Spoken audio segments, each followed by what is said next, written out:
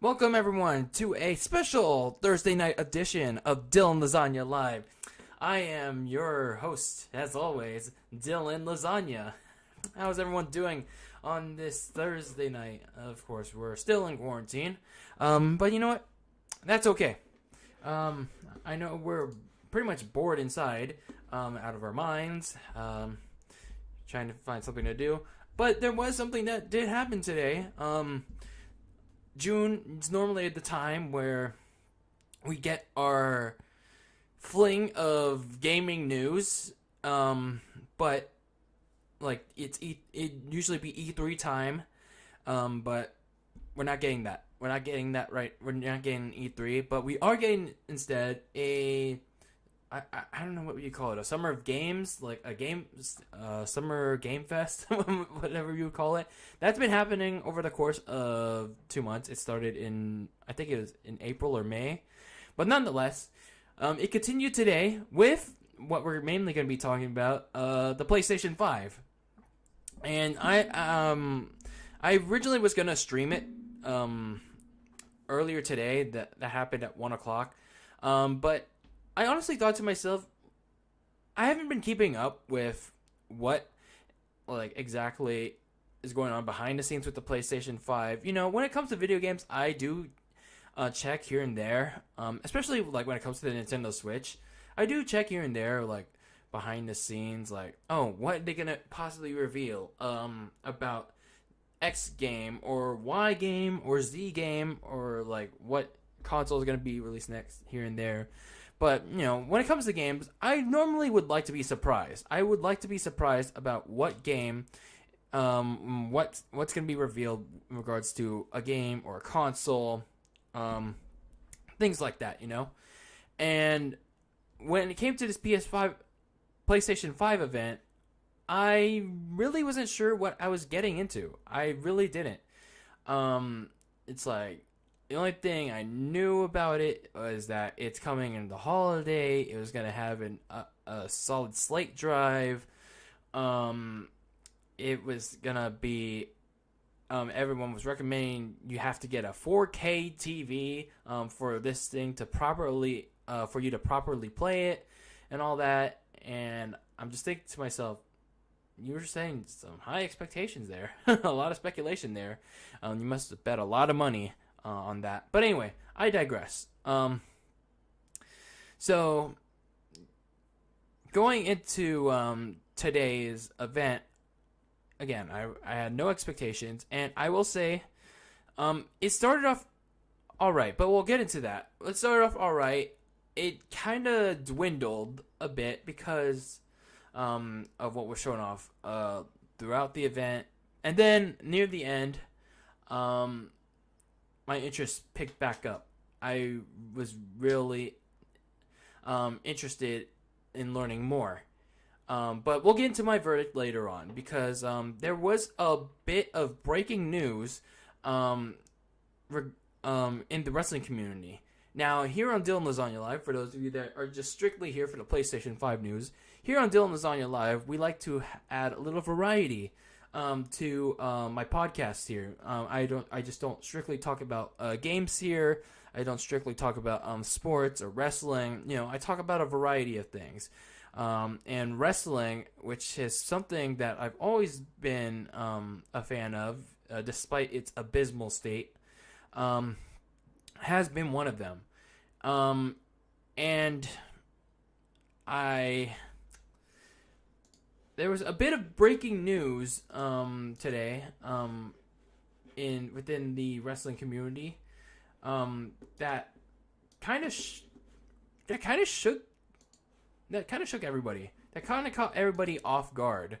Let me just pull it up here real quick, because I lost the tweet, my previous tweet, not the one that in relation to the announcement, but here it is. So WWE announced the following today: in an effort to streamline our creative writing process for television, we have consolidated both teams from Raw and SmackDown into one group led by the one and only Bruce Pritchard. Yes, that is right. The one and only Bruce Pritchard. Oh my god. But anyway, I'll get into that a little bit.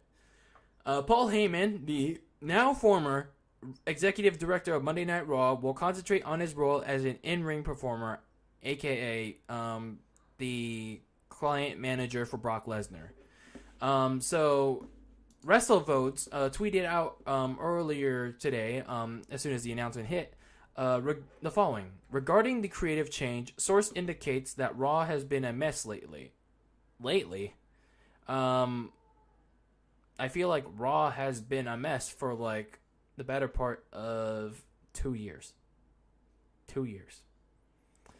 In my opinion, at least. In my opinion.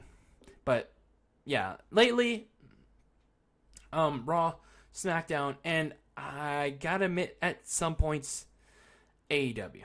Like, all of wrestling has been a mess. Like, I'll get into my analysis later. Raw has been a mess lately. At times, recently, the show has changed up to the point when it's on the air. I think you forgot to put of on the air because it says of air. I mean, we've seen that time and time again. While the blame isn't solely on Heyman, he is the one taking the fall here. So, hold on, let me finish it. It couldn't continue like this was an exact quote WrestleVotes got. All right, let's get into my opinions on this. Now, I don't remember what I said in regards to the announcement of Paul Heyman being the executive director. I forgot when it was. Hold on. When exactly did Paul Heyman become the executive director for Monday Night Raw? I have to remember which year it was. Hold on. Paul Heyman, executive director of Raw.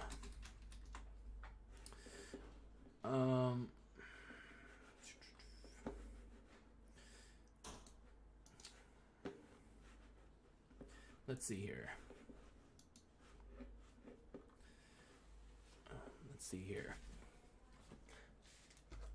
Ooh, I got some water here, and let me grab this here.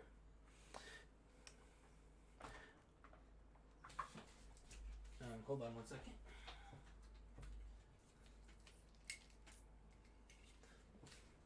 Anyway, I forgot what year it was. Dang it. I think it was late 2018 when SmackDown moved to Fox. I'm trying to remember which year it was. I should have remembered this. 29th. Oh, yeah, it was last year. God, already? Holy shit. It was last year. So it wasn't even a year. It wasn't even a year that Paul Heyman held the position. I mean, he held it longer than Eric Bischoff, but goddamn. So in just a year, Paul Heyman and Eric Bischoff lost their positions as the executive directors of Monday Night Raw and SmackDown, respectively. Good Lord. I mean, Eric Bischoff, I doubt Eric Bischoff actually did anything as executive director, but Paul Heyman was known for helping the women in WWE succeed, like at least on the main roster on Raw. But this is kind of a blow for the women's division, actually, and for WWE in general. Now we know that Raw has been tanking for like weeks, and this was even before the pandemic started. Like Paul Heyman probably had a lot of good ideas, but Vince was just turning them down like sideways and out. And although Paul Heyman was pushing guys like he really liked, Vince didn't like him as much as Heyman did, like Shayna Baszler, Aleister Black, Apollo Crews, Ricochet. You know, Vince wanted a guy that, you know, could suck his you-know-what. And he obviously Bruce Pritchard is a guy that is gonna, do Vince's bidding. Now, it's, I don't know what WWE is gonna do at this point. I mean, if they think this is the answer to solve the sinking ratings during this lockdown, it's not. It's just a matter of, I know this is not entirely on Paul Heyman. Now, I don't know what exactly was Paul Heyman. I forgot what exactly were Paul Heyman's ideas, but people are just don't want to watch wrestling during a pandemic. I'm sorry to say, they don't like. I initially thought that wrestling would be an escape during this coronavirus pandemic, but I can honestly admit now that it's just not. Even with the wrestlers in the crowd, both in WWE, which makes it a lot worse now, and AEW, it's just lifeless. And now you got sports trying to do it too. I mean, at least trying to come back with no fans. It can't work. It's not working. Now, of course, you have that third hour of Raw that Paul Heyman has to somehow manage, and he can't get it to work. The only way this is going to work is with fans, and for somehow, in some way, for WWE to convince the USA Network to drop the third hour.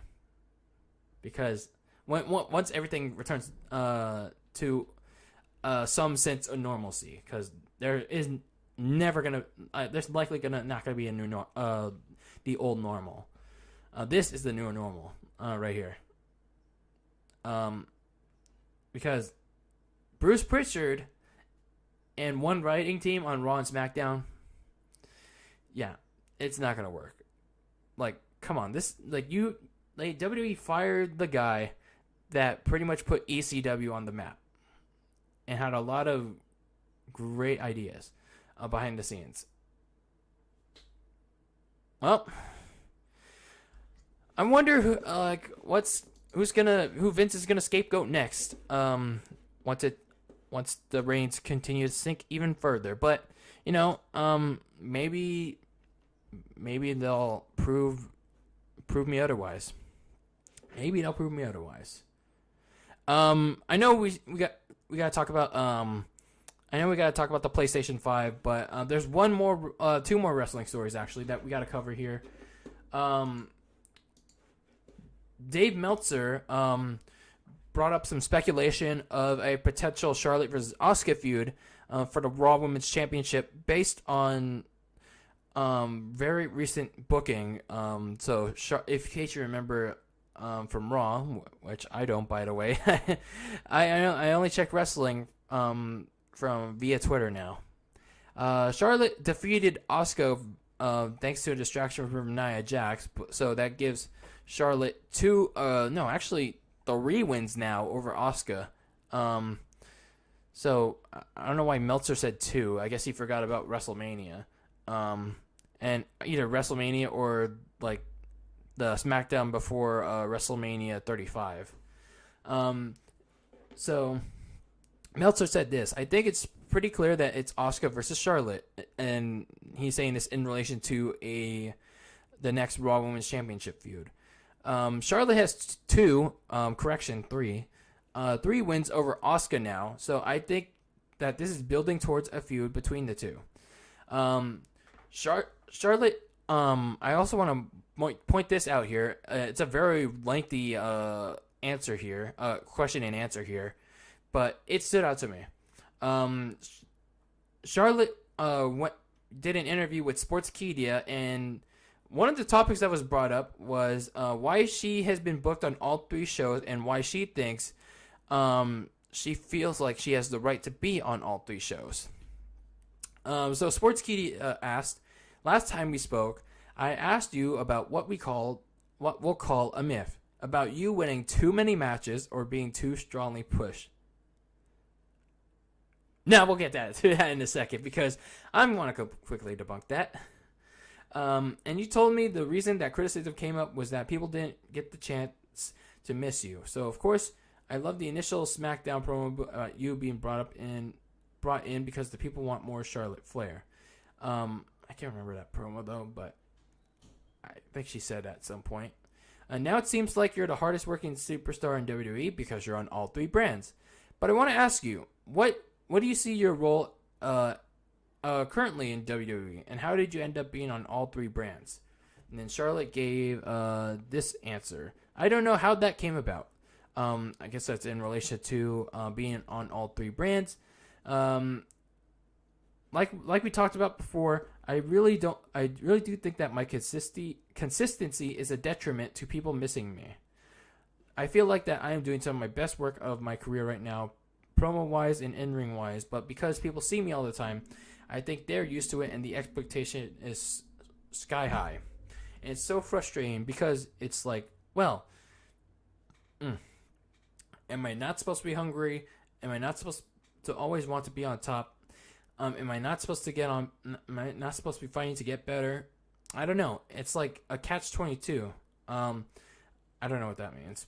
I think the biggest thing for me is, yes, I'm on all three brands, but if you look at my storylines that I'm a part of someone else's storylines. It's not like anything is a Charlotte Flair push. Like, there's nothing that, and then she goes on from there. I'm just put there because I can basically do anything and everything they ask. Like, going to SmackDown was not for me. That's not a push. That is, Charlotte Flair is a name and she's coming to SmackDown. So currently, I am just all over the place brand-wise because I am the hardest worker, and I will say that for all the women. I've been going straight for 6 years, and I don't like. I like getting better. I like being at work. This is my job. I love it. I don't want to go away. But it's frustrating because I think people take the growth in my work for granted because they see it all the time. It's not like, oh man, it's hard. I don't know what the right answer is. So that's what Charlotte said to Sportskeeda. And,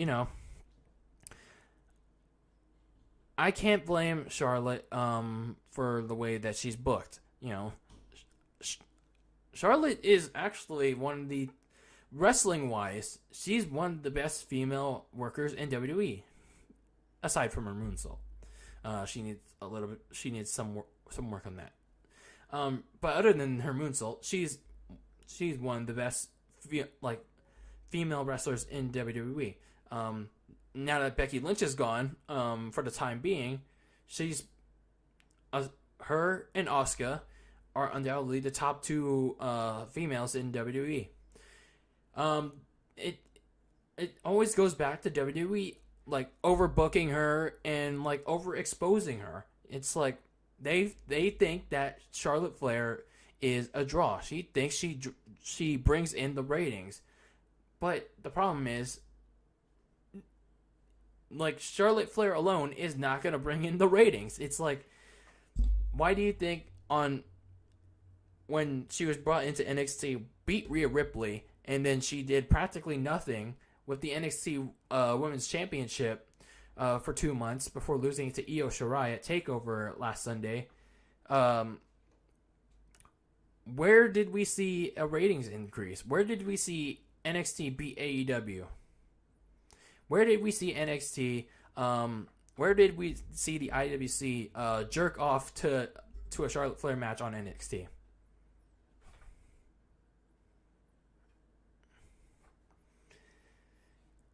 Anyway, it's like, again, I don't blame Charlotte, the wrestler, the person, one bit at all for this. It always goes back to WWE. It's WWE booking, overexposing Charlotte into this damn near close of what they almost did with Roman Reigns.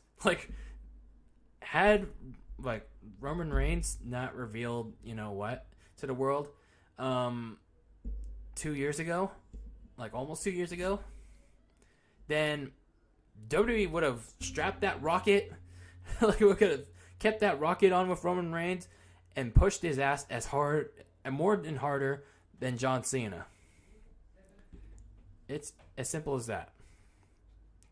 Um, and I will say this: other than like wrestling heritage as a character trait, I mean, like she hasn't really done much. And WWE keeps giving her too many titles when like the wrestlers that she's taking those titles from haven't really given a chance to like bring prestige to it. Let's take a look at the most recent example, Rhea Ripley.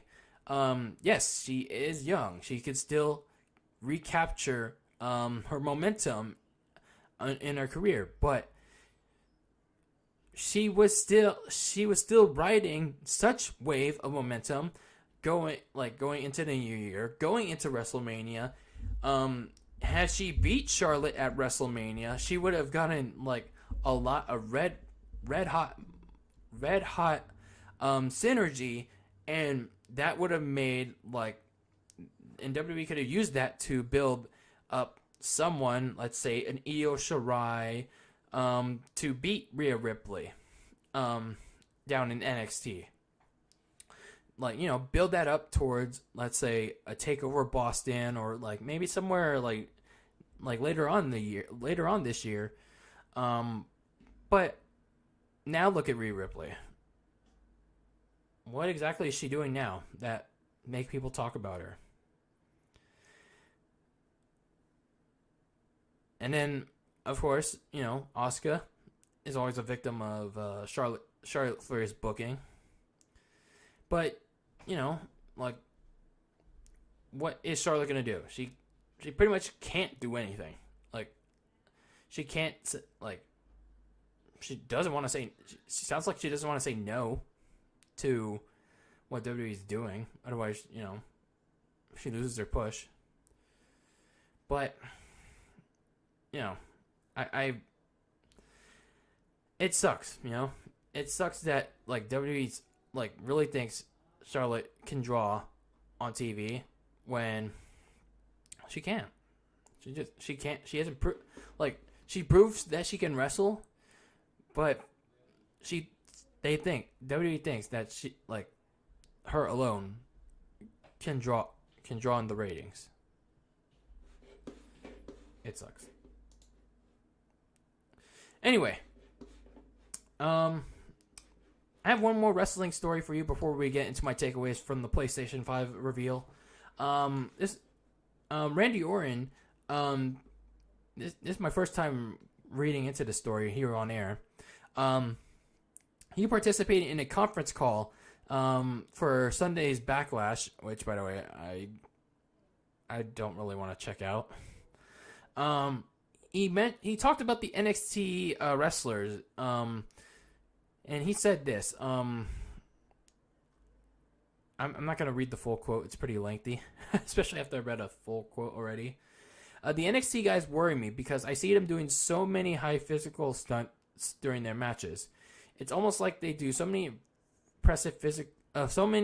physically impressive things, but those things are dangerous and they wear and tear on your career. I've been doing this 20 years and I'll do it in another decade. I turned 40 and my plan is to keep going until 50. I think I would be able to do that, and I would be able to support my family for 30 years under Vince because of the way I tell stories in the ring. The facial expressions, the little transitional things that you do on the fly, or you ad lib so to speak during a match, those are the things that people remember. I watched a match the other day, I'm not going to name names, and a lot of the NXT guys work like this. And there's a train wreck after train wreck after train wreck. And it's all very impressive, but when it's all said and done and the match is over, I couldn't remember anything that happened because it was just movement, car crashes. And when you see so much of that back to back, you don't see how that affected the talent, meaning that they didn't sell that move, or that was enough of a delay between high spots that I was able to see facial expressions and see, this guy hurts, or he hurt his neck on this spot and he just tried to pick up the other guy because he couldn't, because his neck is hurt. Oh, I think he's really hurt. You don't get to invest in these matches because they're just boom, boom, boom, boom, boom, one thing after the other. And even though it is highly physically impressive, I wouldn't be able to do that style. A lot of the things these guys do, I'm not capable of doing, but they're gonna have very short careers. Now, judging from Randy Orton's comments, I'm in total agreement. I completely agree with him. Now some people are gonna say, "Oh, Randy Orton's just bitter that he can't adapt to today's style of wrestling, or you just can't accept today's style of wrestling."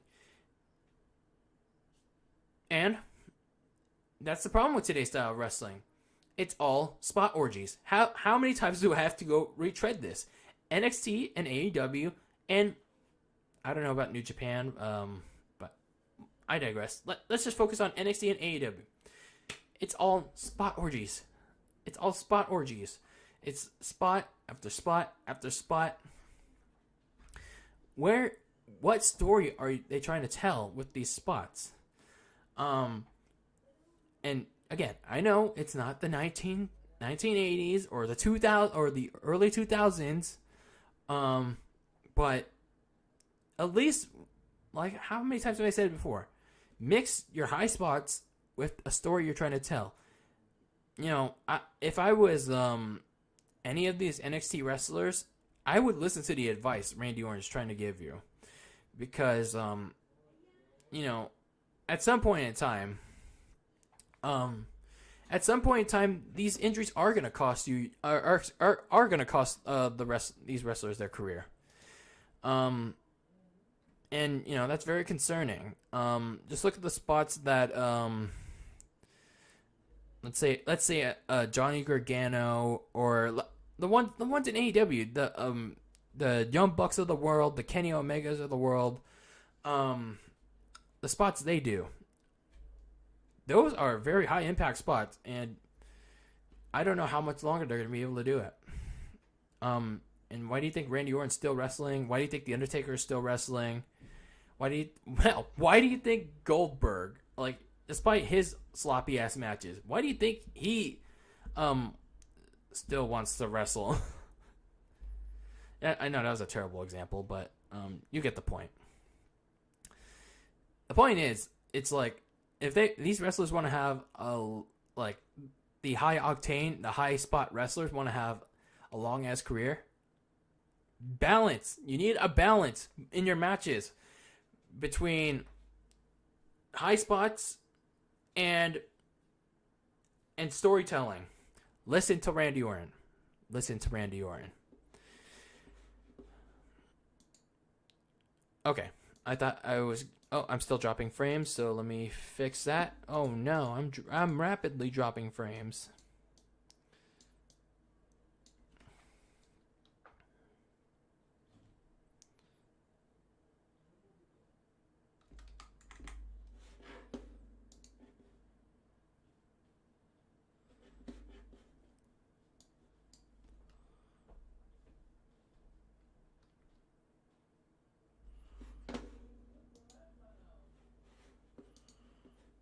Okay, I think I should be good.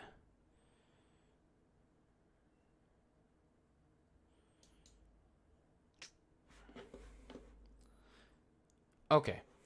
I think I should be good to go now. Yeah, I think I should be good.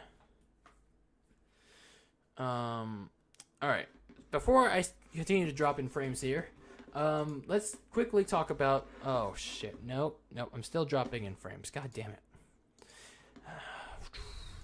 Time I stream in 1080p.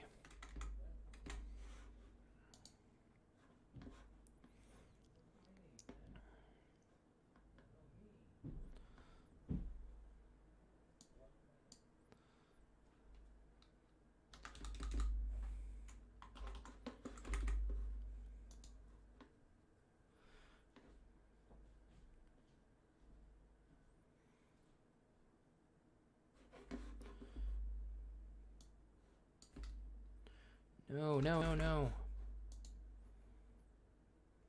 This is so AIDS. I'm dropping in frames, guys. Okay, I think I should be good now. No, I'm still dropping. What the hell?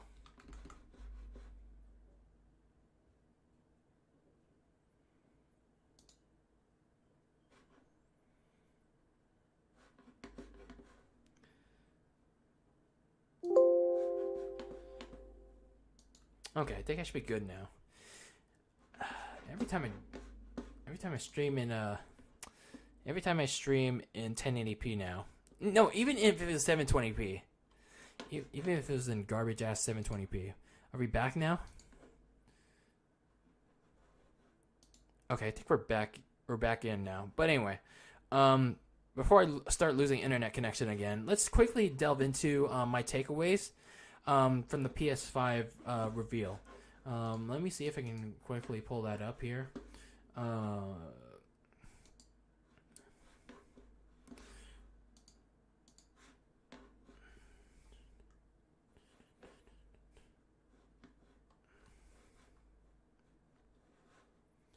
Oh, here we go. Okay, so I got the PS5 video pulled up. This is from their live stream earlier today. I can close all this now. So, I'm not going to talk about everything that happened from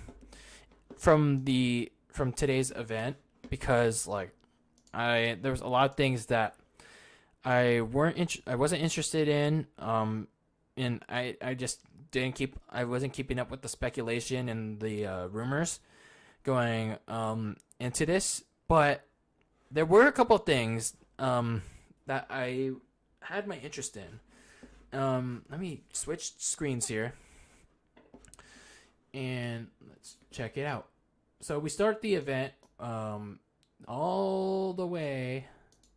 I'm gonna have to downscale this so I can properly get this to run. I have to downsize my video.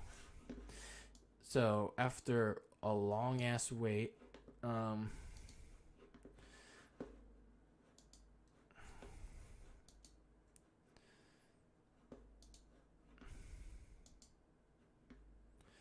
here we go. Yeah, Grand Theft Auto 5. Yeah, they pretty much did a review of GTA 5. They pretty much did a review of GTA 5 on GTA 5 Online, and they did a review of GTA 5, and they revealed it's coming to PlayStation 5 in 2021.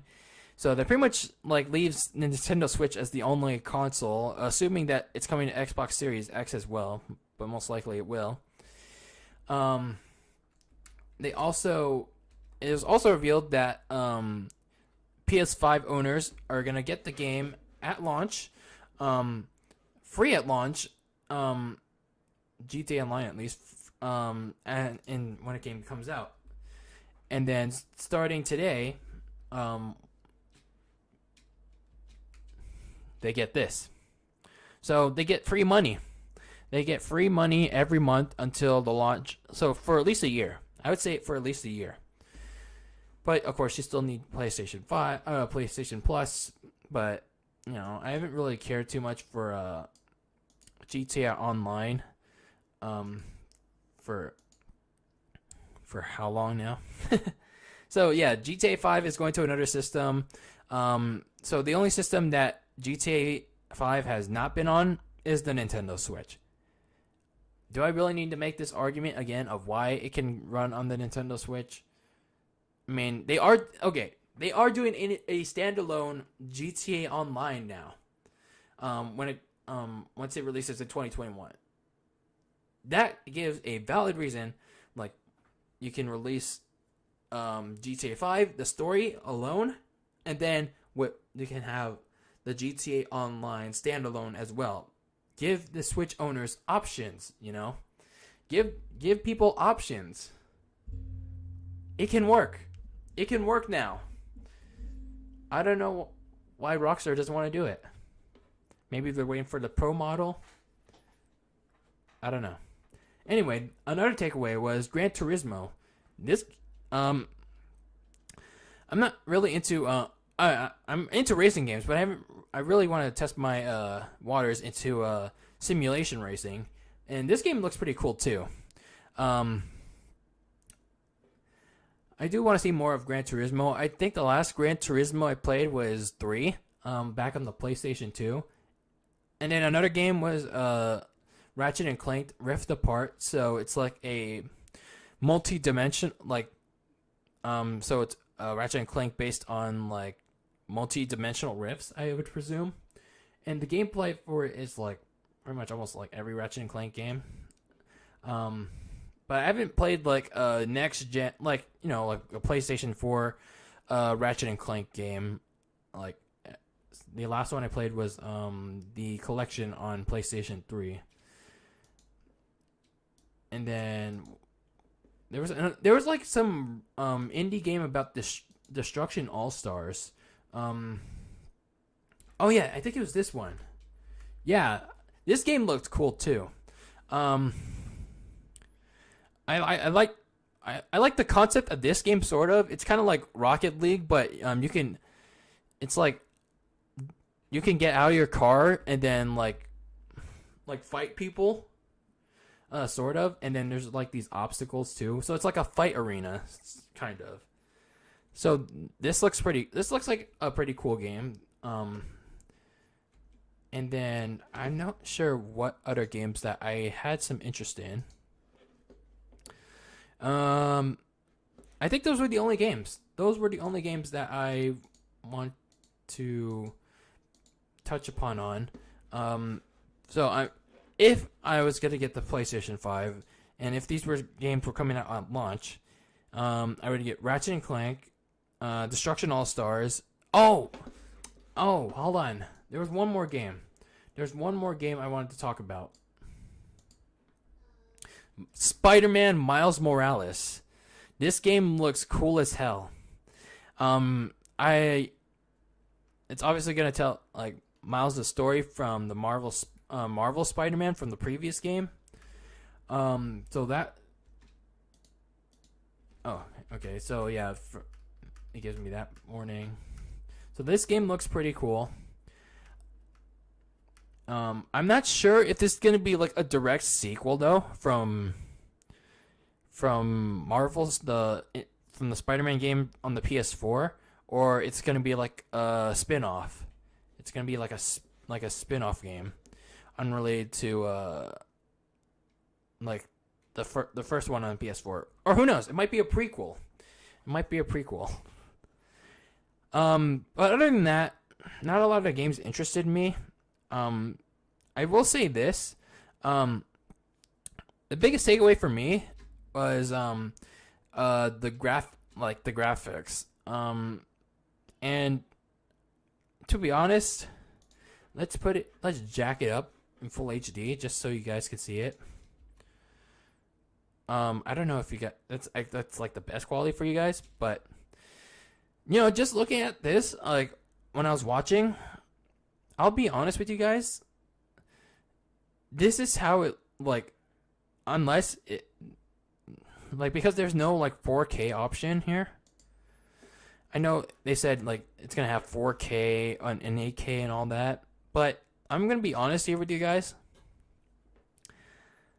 These graphics look like a half upgrade of PlayStation 4 graphics.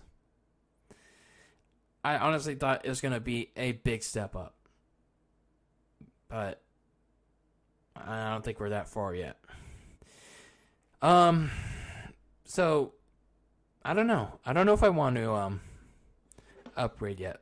They did also at the end reveal. Let me downsize it again because I don't want to drop in frames again. Sorry to my HDs. Oh, they also revealed the sequel to Horizon Zero Dawn. Where is it? Oh yeah, they revealed what the console will look like. Now, before I get into this, I want to show you guys some concept art of what the PlayStation 5 what people came up with the PlayStation 5 design. Console design.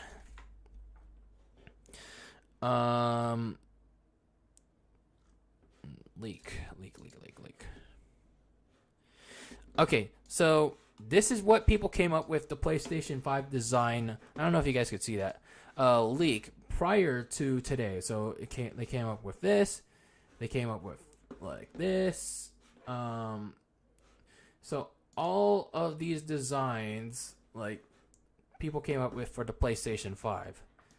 Well, I'm here to say that your fan designs, your rumors have been completely debunked. Because look at this. Look at this. I mean, it's not the greatest. There's the disk drive right there. It has some blue light emanating from there. It looks like a Wi-Fi router, I will admit. But let's get that side view going on. I would presume it comes with a stand. There were some pictures that showed after the stream that you can also put it sideways. And then you got the DualSense controller, which looks good in black and white. I like that. And then there's your side view of it. So it looks pretty good. It looks clean. I'm digging it. I know some people aren't fans of it, but you know, I think it looks okay for what it is. You know, design for me is not always gonna be the first thing I'm gonna nitpick, but this thing looks all right. This looks all right. Now they also revealed there's gonna be a discless version, so like an Xbox SAD version of the PlayStation 5, because you know, they're thinking towards the future. That's kind of like worrying, but also at the same time they at least give people an option, like the PlayStation 5 Digital Edition. So there's that, and then they go into accessories like a HD camera, a media remote, and headset. Now they didn't say how much it would be. They didn't say how much it would be. I guess they're gonna go into that later on, as we get into like closer to the release of the console. But judging from the economy we live in right now, I would say for the standard edition, they should go for at least 500. I could be wrong. They could go for 6. The digital version, since it's disc only, and I would presume that there would be even more storage than the standard version, maybe 300 to 400, and I think that's going to be a really big seller for a lot of people that Sony would want to sell on. $300 to $400, because like the digital version's the cheap version, because you know, no discs. But you know, standard, I know some people will be getting it because they're like physical collectors like me. But you know, I will say that I don't think they should go any higher than the prices I recommend, that I'm suggesting, because of the current economy we're in, because of the coronavirus and you know, the protests. But you know, that's just my opinion. And as for I do have a note here about the accessories, like the charging station. I forgot about that one. The HD camera and the remote. I don't know if they're gonna be bundled with the PlayStation 5, but I sure hope they are. You know, just to help get people started. And I don't know if the PlayStation 5 is gonna come with 2 controllers, but I certainly doubt it. It's probably gonna be like the PlayStation 4, where it only comes with 1, but we'll see. We'll learn more. Overall, I thought it was a solid presentation. You know, I thought most of it though was like a lot of filler, especially at the beginning, because like, you know, GTA 5, it's like, you know, they used PS4 footage during a PS5 reveal event, and then they revealed that, well, guess what, guys? PlayStation Grand Theft Auto 5 wasn't enough for you for PlayStation 4. Well, now you can get it on PlayStation 5. So yeah, that's happening. And sorry, Switch owners, guess you're never getting GTA 5. Well, just kidding. Never give up on your dreams for GTA 5 on Switch.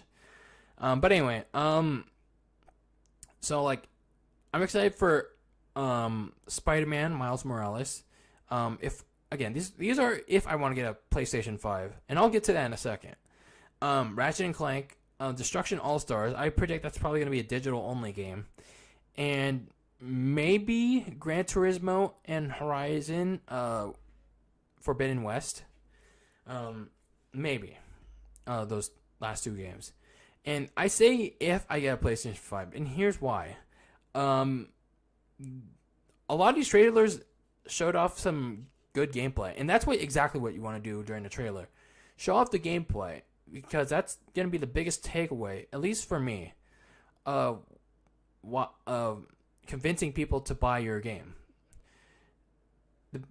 The thing here is, they were convincing, Sony was convincing its audience of why they should buy a PlayStation 5 through how much the graphics improved from the PlayStation 4 to the PlayStation 5.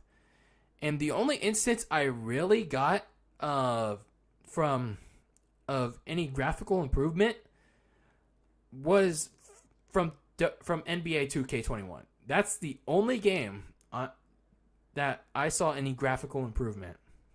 And that's a game that sees no gameplay improvement. Come on. You don't think Zion Williamson, seeing Zion Williamson's actual sweat is it a graphical improvement? And I think that's the problem. It's I don't know if there's going to be enough actual games, good gameplay for me to get a PlayStation 5. Now because here's the thing. I mean, I have a PlayStation 3, even though I haven't really owned it for part of my life because school and stuff. And then I do have a PlayStation 4, but it's technically not mine, it's my brother's. I did play a couple of PlayStation 4 games, like GTA 5, the Uncharted series, Last of Us Remastered, Star Wars Battlefront, Crash Insane Trilogy, and I think that's pretty much it. And yeah, I really couldn't play the PS4 because, I had no access to it. I mean, other than no access to it, there were just not really many games that appealed to me. Now, we look at the Nintendo Switch, there's just so many games that that I look forward to. And not only that, as I'm getting older, and I'm all now, before the pandemic hit, I was always on the go. I always had to go play. I frequently had to go places, more often than I usually did. And if I'm gonna be honest, I think I'm just more of a portable gamer now than just sitting my ass here on my desk and playing games. I mean, of course, I have more time to do that because of the pandemic, but before that, I was more of a portable gamer, especially with the Switch. And I don't know if I'm willing to cough up, let's say, $500, $600, maybe even more, unreasonably, for a PlayStation 5. I just don't know. It's I really don't know. So I do want to learn more about the PlayStation 5 once they start dishing out more details and all that. It's just that I don't know if I want to commit to this console. And don't get me wrong, I don't give a shit about this console wars thing. It's I did grow up with PlayStation and Nintendo, even though I was more of a PlayStation guy. It's just I really didn't have a preference, It kind of reminds me of that South Park episode where where they had this whole Black Friday debacle of where the South Park kids were fighting over which console was better to get on Black Friday, the Xbox One or the PlayStation 4. And that was a whole 3-parter. And it kind of now that I'm thinking about it, it's just do I really need a PlayStation 5? Like, I don't know. Maybe not right now, but maybe not day one. But we'll see. We shall see. But anyway, that's going to be it for this episode of Dylan Lasagna Live. What do you guys think about the PlayStation 5? I think it looks pretty good. Like, the console itself looks pretty good. I just don't know about the games itself. I just don't know that the games. Oh, I haven't been paying attention, but what's up, Boss Gaming Nova? What's going on, dude? It's been a while that you've been in the chat. Did you change your username? NBA 2K is a big game. But true. PS5 Plus games and a controller would definitely be at least $600. True. I think what Sony is gonna do. What Sony is gonna do is bundle a game. Like, they're gonna bundle a game and a controller, and find a way to make it at a reasonable price. $600 is pushing it. It's really pushing it. They're gonna try to make it a very reasonable price, but I don't know how they're gonna do it. Again, think of the economy we're in right now.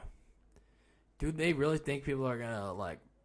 I know that even though it's like all hype and everything, but it's like, do they really think that it's the right time to jack up a price, to put a jacked up price on a new console during this time? Think about it. But let's see. Let's go to the chat here one more time. Nintendo Switch is a great console. I agree. And it's probably my main console at this point. Whether what people like it or not. Let's see. Oh, you did change your username. Okay. Yeah, because Sony needs to have a reasonable price for people to actually want the console instead of $500 or $600. Well, yeah, they do. You have to think of the economy. You know, like what we're in. It's like this economy is not going to be like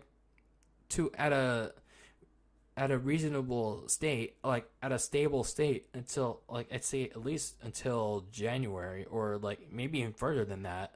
So they have to think about that. You know, it's like we're still at a point where coronavirus cases are suddenly going up because, well, people are protesting again. Or people are protesting and coronavirus cases are going back up. So, yeah. What else is going on in there? I'm going to take a couple more comments and then I'll close it off for the night. This is technically my podcast episode for the week. I don't need to worry about one for tomorrow, but don't worry. We'll get back to normal Friday episodes. I hope of it. There just hasn't been any news or any like interesting topics outside of this one suddenly. The fact that everything reopened also is causing cases to go up. Well, they're reopening everything up slowly, you know. It's still curbside pickup and like curbside pickup and takeout. For, let's say, a restaurant or for like a store, it's curbside pickup. So that's not really a contributing factor for coronavirus cases unless someone's really sick and went to work. But it was the protests for George Floyd that was a big contributing factor for the COVID cases to go back up. And here, like, interesting factoid, here in the Bay Area, June 1st was actually the date we were supposed to get an update on when the next update on when California was going to reopen, and I haven't heard anything since because like the protests were overshadowing everything.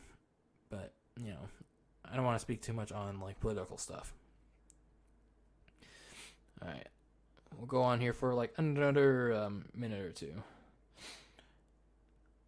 Zelda Breath of the Wild 2 announcements for Switch. You know, I saw a tweet by Rob of Rule of Two Review. He made a joke about how he made this like funny joke about how like Sony and Microsoft are announcing like everything, like good things. Like Sony announced had a good PlayStation 5 showing, like solid PlayStation 5 showing with like games in the console, the PS5 console. Xbox announced something new for their Xbox Series X, and Nintendo is just there. Let me find the tweet. Let me see if I can find the tweet. Hold on. Oops, hold on. Hold on. Let me see if I can find the tweet by Rule of Two Review. Let me see. Oh, here it is. Here it is. Let me show it to you. Oh yeah, here it is. Okay, so he's like, he made this joke right here, and nobody caught on to it. So Sony, here's the fucking future of gaming: DualSense, haptic feedback, Resident Evil 8, Demon's Souls, Horizon 2, Gran Turismo, Ratchet and Clank, multiple consoles, Xbox. Check out our 12 teraflops, dudes. Nintendo, have you played our shitty port of The Outer Worlds yet? Because it's true. Nintendo hasn't announced jack shit. And remember, I don't know if you guys remember. I don't know if you guys remember a couple weeks ago on DylanLasagna Live. I think I mentioned how Nintendo. There were reports that Nintendo wasn't gonna do like a Nintendo Direct this summer until the end of the summer, and they're only gonna do like game announcements. They haven't announced anything outside of Paper Mario. They haven't tweeted anything outside of Paper Mario, Xenoblade Chronicles Definitive Edition. Like, they only tweeted that game once, and that was like when it released. And the Outer Worlds, which looks like a shitty port. Good thing I didn't pre-order that shit. But in regards to your question, Boss Gaming Nova, about Zelda Breath of the Wild 2, I don't know if it'll be announced anytime soon. I don't know if it'll even be ready for this year, you know? I think best case scenario, it could be ready by, let's say, spring next year. Because, you know, I don't know what Nintendo's timeline is. You know, like, they're not like Sony or Xbox. They're like, I think they like to work at their own pace, you know. I wish Nintendo would announce way more games. I do agree on that. It's like, I do think that Nintendo works at their own pace way too much. And I think now is the time that Nintendo, especially now that Sony has revealed so much about the PlayStation 5, it's time for Nintendo to do something. It's like direct or no direct. It's like they need to announce something. It's like, whether people want to accept that or not. Honestly, the last game announced for me personally, last hype game announced for me personally, was Animal Crossing New Horizon, and sadly, that game to me is very unfinished. Well, good thing I didn't. I never got into Animal Crossing, but sadly as well, that game is stuck on my Switch because my brother uses my Switch to play Animal Crossing. So that's unfortunate. And I hate the fact that when someone plays Animal Crossing on Switch, whether it's me or someone else, it's not me, it's my brother, but it's on my Switch. It's like relegate. It's the console. The island is stuck on your console, and then I don't know when Nintendo's gonna do this, but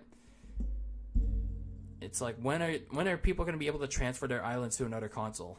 I'm not trying to sound selfish, but I'm not trying to sound selfish, but you know, I'm just waiting for the day so I can get Animal Crossing removed from my. I'm just trying to wait for the day that Animal Crossing I can remove Animal Crossing from my Switch permanently. Animal Crossing's not a bad game. It just didn't live up to its name. I think it was just way too overhyped. I think Animal Crossing was just way too overhyped. And I think it had its 3 months of glory. I don't hear people talk about the game anymore as much as I see on Twitter and Instagram. I don't see people talking about it anymore.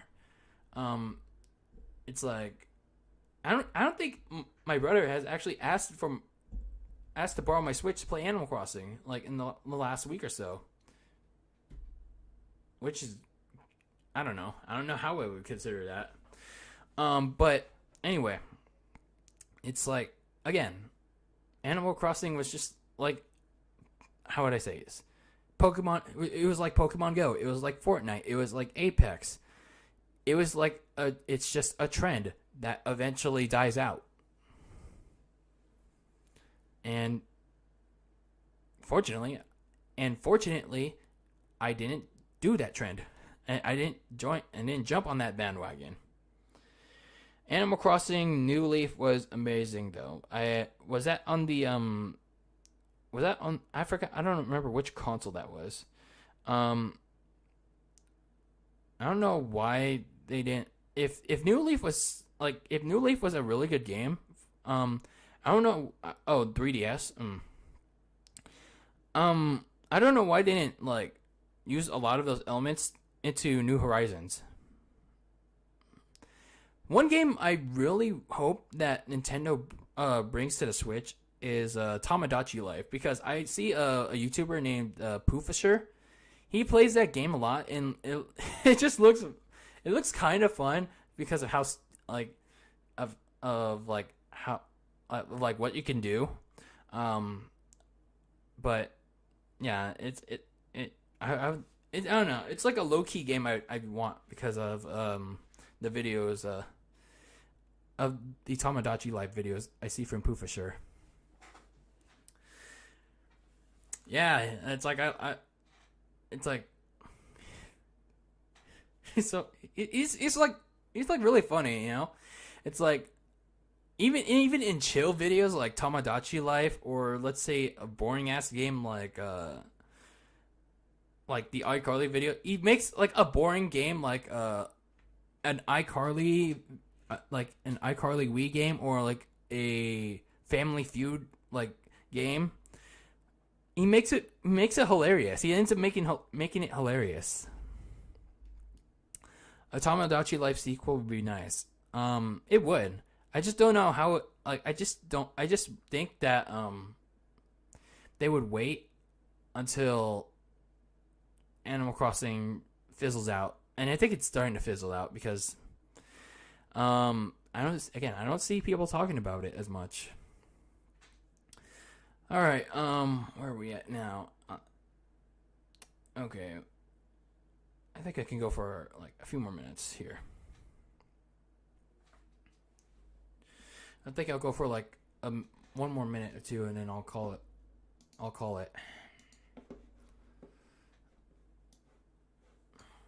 Skip my outro music.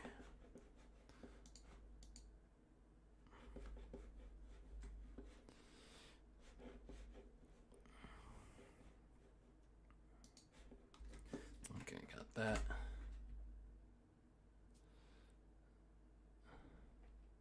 Oh, no worries, Boss Gaming Nova. It's not mandatory that you have to be on here. It's only when you can. It's only when you can. I know life can be very busy, and it's again, YouTube videos are just only a side B, so you don't only when you can, you're always welcome to the streams when you're able to. Okay, let's see. Anything else that I missed? Party City is trending.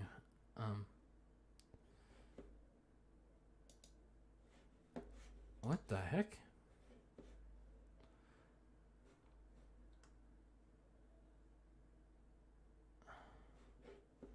Wait, what the heck?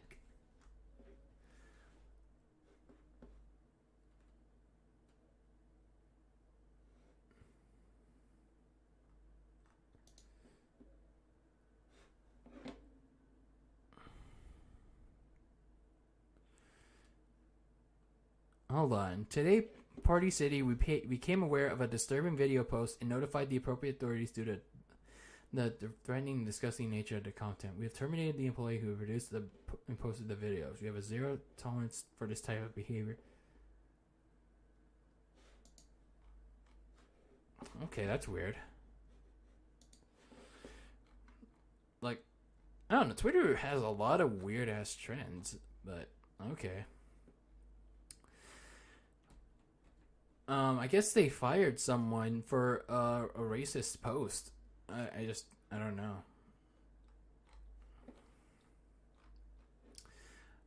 Okay, I'm pretty much. I think. Hold on. Let me see if there's anything else if there's anything else interesting. But